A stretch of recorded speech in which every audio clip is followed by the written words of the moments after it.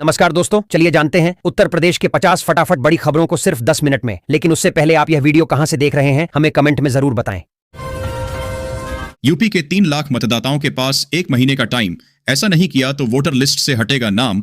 आगरा में विशेष गहन पुनरीक्षण अभियान के तहत मतदाता सूची से 8,41,000 नाम हटाए जाएंगे।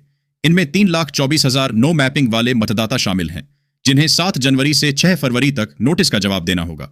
जवाब न देने पर नाम हटा दिए जाएंगे। कुल 36 लाख मतदाताओं में से मृतक, डुप्लीकेट और शिफ्टेड मतदाताओं के नाम भी हटेंगे।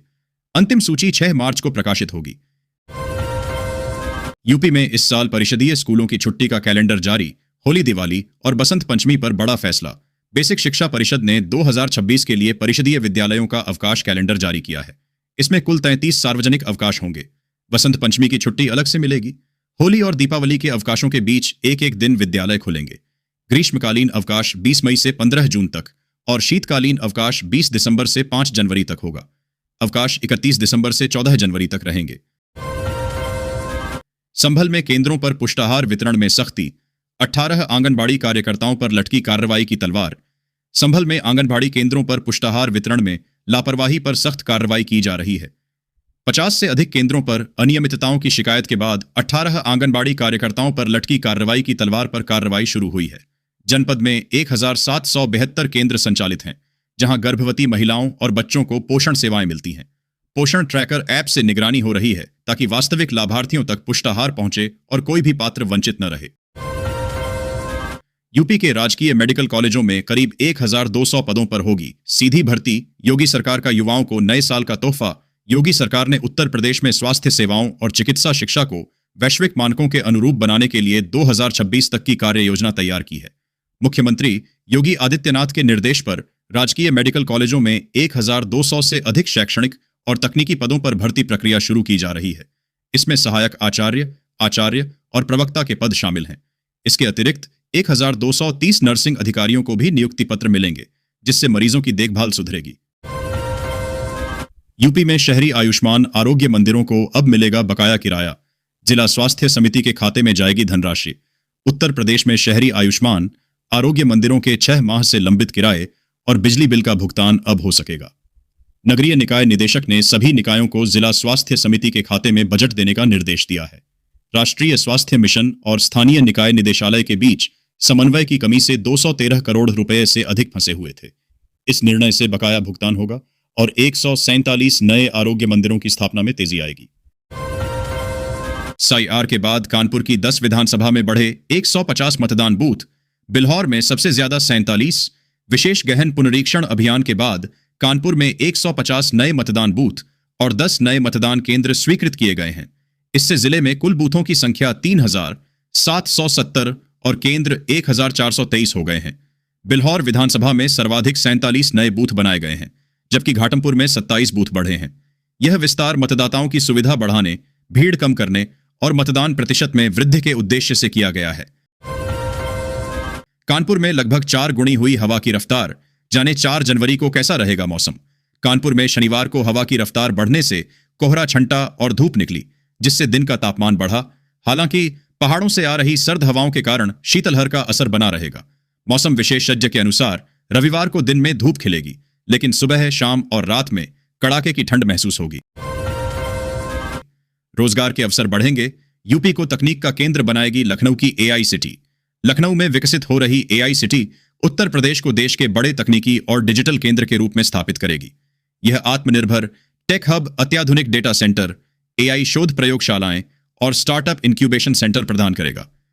PPP मॉडल पर विकसित होने वाली यह सिटी 60% कोर जोन और 40% आवासीय वाणिज्यिक सुविधाओं में बंटेगी, जिससे बड़े पैमाने पर रोजगार के अवसर पैदा होंगे। प्रयागराज शहर से बाहर रोकी गईं रोडवेज बसें। माघ मेला आने वाले यात्री हुए परेशान। कई किमी पैदल चलना पड़ा। प्रयागराज में माघ मेले के पहले स्नान पर्व पर बसों को शहर के बाहर रोके जाने से यात्रियों को भारी परेशानी हुई। लखनऊ अयोध्या रूट की बसें फाफामऊ से आगे नहीं बढ़ पाईं, जिससे श्रद्धालुओं को कई किलोमीटर पैदल चलना पड़ा। यात्रियों ने प्रशासन पर लापरवाही का आरोप लगाया और शटल सेवा का दावा भी खोखला साबित हुआ।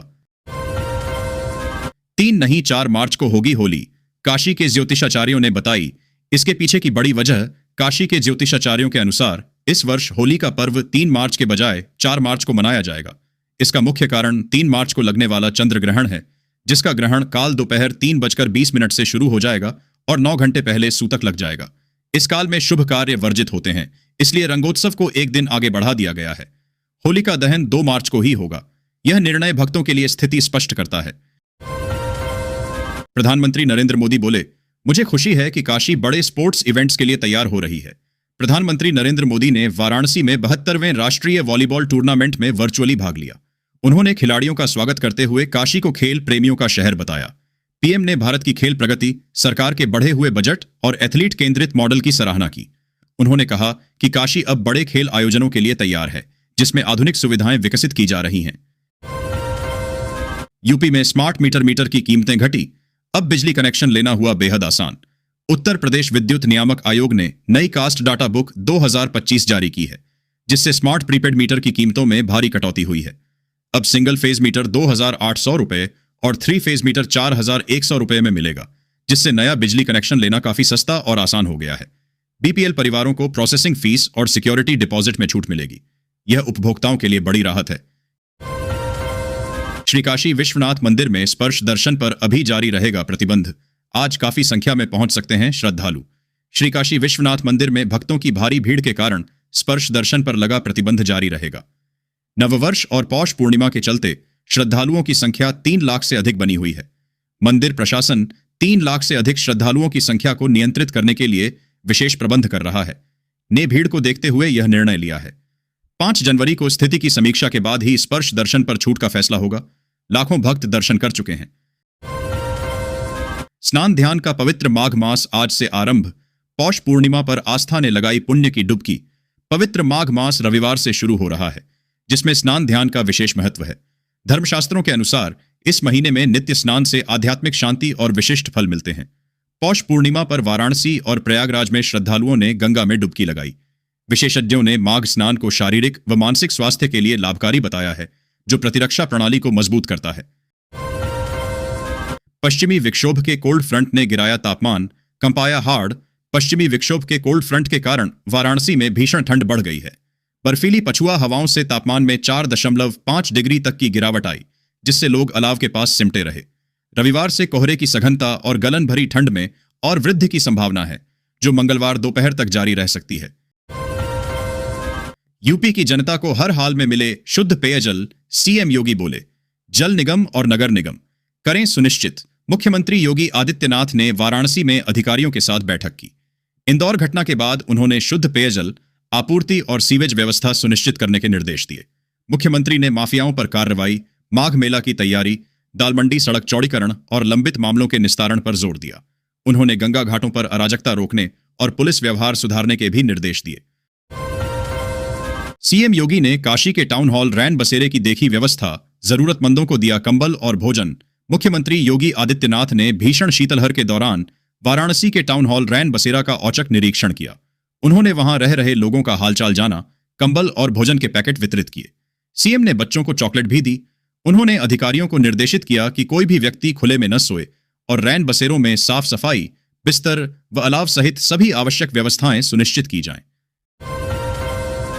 राहुल गांधी के खिलाफ वाराणसी में लंबित पुनरीक्षण याचिका पर सुनवाई 7 जनवरी को। अमेरिका यात्रा के दौरान सिखों पर दिए बयान को लेकर कांग्रेस सांसद राहुल गांधी के खिलाफ वाराणसी में दायर पुनरीक्षण याचिका पर सुनवाई टल गई है।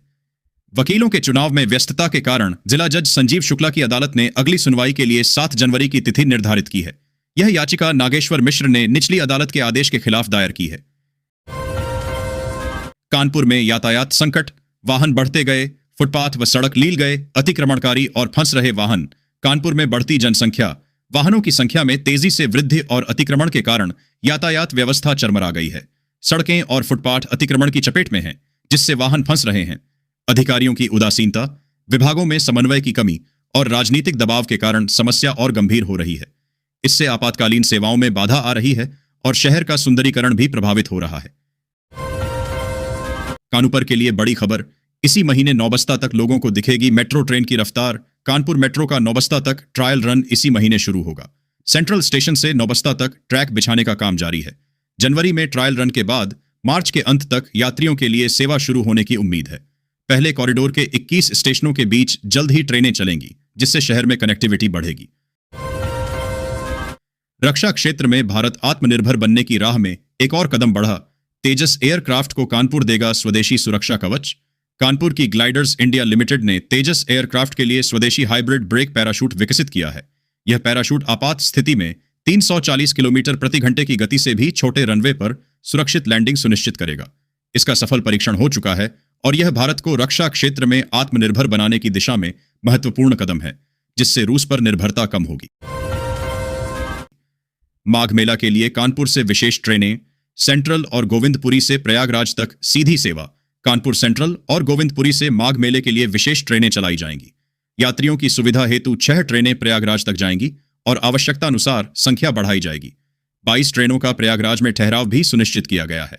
गोविंदपुरी से प्रयागराज के लिए अनारक्षित रिंग रेल सेवा भी 2 जनवरी से 17 फरवरी 2026 तक चलेगी, जिससे श्रद्धालुओं को आवागमन में आसानी होगी। मजदूरों के लिए बड़ी खुशखबरी, अब 25,000 रुपए की मदद और मिलेंगे कई नए फायदे। देश के करोड़ों श्रमिकों के लिए लेबर कार्ड योजना 2026 एक बड़ी राहत बनकर सामने आई है। सरकार का मकसद साफ है कि असंगठित क्षेत्र में काम करने वाले मजदूरों को आर्थिक सुरक्षा और सामाजिक लाभ मिल सके। इसी योजना के तहत अब पात्र मजदूरों को 25,000 रुपए तक की आर्थिक सहायता और कई नए फायदे दिए जा रहे हैं। किसानों के लिए आई बड़ी खुशखबरी, 22वीं किस्त का पैसा मिलना शुरू। लाखों किसानों के खाते में पैसे आ गए, लिस्ट देखें। योजना केंद्र सरकार की एक खास योजना है जो छोटे और मझोले किसानों को आर्थिक सहायता देती है। इसके तहत हर साल 6,000 रुपए 3 किस्तों में हर 4 महीने में 2,000 रुपए दिए जाते हैं। यह पैसा डायरेक्ट बेनिफिट ट्रांसफर डीबीटी के जरिए सीधे किसान के बैंक खाते में जाता है, ताकि कोई बिचौलिया गड़बड़ी न कर सके। इस योजना का उद्देश्य किसानों को बीज, खाद और खेती की जरूरतों के लिए पैसा देना है, जिससे उनकी फसल बेहतर हो और कमाई बढ़े। वृद्ध, विधवा और दिव्यांगों के लिए बड़ी खुशखबरी। देश में ऐसे करोड़ों लोग हैं जो उम्र, शारीरिक अक्षमता या पारिवारिक परिस्थितियों के कारण नियमित रूप से काम नहीं कर पाते। इनमें वृद्ध नागरिक, विधवा महिलाएं और दिव्यांग व्यक्ति प्रमुख हैं। इनके लिए सरकार समय समय पर पेंशन योजनाएं चलाती रही है ताकि उन्हें आर्थिक सहारा मिल सके। यूपी में ठंड के चलते इस 15 जनवरी तक स्कूल रहेंगे बंद। राजस्थान, पंजाब में इस डेट तक रहेंगी छुट्टियां। उत्तर प्रदेश में राज्य में कड़ीडी ढाके की ठंड एवं कोहरे की वजह से राज्य के 8वीं तक के स्कूल 15 जनवरी तक एवं 9वीं से 12वीं तक के स्कूल 5 जनवरी तक बंद रहेंगे। यूपी के अलावा राजस्थान में 5 जनवरी तक एवं पंजाब में 8 तक स्कूल बंद रहेंगे। उत्तर प्रदेश में एमएसपी पर रिकॉर्ड श्री अन्न खरीद। बाजरा और ज्वार उगाने वाले किसानों को हुआ फायदा। मुख्यमंत्री योगी आदित्यनाथ के प्रयासों से उत्तर प्रदेश में श्री अन्न मिलेट्स की सरकारी खरीद ने नए रिकॉर्ड बनाए हैं। खरीफ विपणन वर्ष 2025 से 26 में बाजरा, ज्वार और मक्का की रिकॉर्ड खरीद हुई, जिससे किसानों को करोड़ों रुपए का सीधा भुगतान मिला। बाजरा खरीद दोगुनी होकर 2.13 लाख मीट्रिक टन तक पहुंची, जबकि ज्वार और मक्का की खरीद में भी उल्लेखनीय वृद्धि दर्ज की गई। यह किसानों के सरकारी न्यूनतम समर्थन मूल्य पर बढ़ते भरोसे को दर्शाता है। अब बाल गृह और महिला शरणालयों में नहीं होगी लापरवाही। 3 स्तरीय रियल टाइम निगरानी। मंडल और जिला कार्यालयों पर भी मॉनिटरिंग डिस्प्ले लगाए गए हैं। महिला कल्याण विभाग वर्तमान में प्रदेश में 60 बाल गृह और 10 महिला शरणालयों का संचालन कर रहा है। लखनऊ में जाम ना हटाने पर 3 चौकी प्रभारी लाइन हाजिर। नए साल के पहले दिन फेल हुई थी ट्रैफिक व्यवस्था। नए साल के पहले दिन लखनऊ में भीषण जाम लगने के बाद पुलिस प्रशासन ने सख्त कार्रवाई की है। जाम हटाने और अतिक्रमण पर कार्रवाई में लापरवाही बरतने के आरोप में 3 चौकी प्रभारियों को लाइन हाजिर किया गया है। डीसीपी पश्चिम विश्वजीत श्रीवास्तव ने बताया कि अतिक्रमण 100 मीटर से अधिक नहीं होना चाहिए, के कारण घंटों जाम लगा रहा, जिससे लोगों को परेशानी हुई। यातायात व्यवस्था बाधित होने पर जिम्मेदार अधिकारियों पर कार्रवाई जारी रहेगी। ठंड बढ़ी तो लखनऊ में बिजली की डिमांड ने पिछले साल का तोड़ा रिकॉर्ड। हर दिन खूब चले हीटर गीजर। लखनऊ में बढ़ती ठंड के कारण बिजली की मांग ने पिछले साल का रिकॉर्ड तोड़ दिया है। 2217 मेगावाट एम्पियर तक पहुंच गई, जो पिछले वर्ष की तुलना में लगभग 200 मेगावाट अधिक है। हीटर, ब्लोअर और गीजर जैसे उपकरणों के अत्यधिक उपयोग से सुबह और शाम को मांग चरम पर रहती है। हालांकि ट्रांसमिशन अभियंताओं का दावा है कि राजधानी में 3673 मेगावाट एम्पियर की कुल क्षमता के साथ बिजली की कोई कमी नहीं है। इटावा की मंत्रवती स्ट्रॉबेरी और ड्रैगन फ्रूट की खेती कर बनी लखपति दीदी। कर्तव्य पथ पर गूंजेगी यूपी के भतौरा गांव की धमक। इटावा के भतौरा गांव की मंत्रवती शाक्य ने आधुनिक खेती, स्ट्रॉबेरी, ड्रैगन फ्रूट, से सालाना 3 लाख रुपए कमाकर लखपति दीदी का दर्जा हासिल किया है। आर्थिक तंगी से जूझने के बाद उन्होंने कोरोना काल में NRLM से जुड़कर अपनी तकदीर बदली।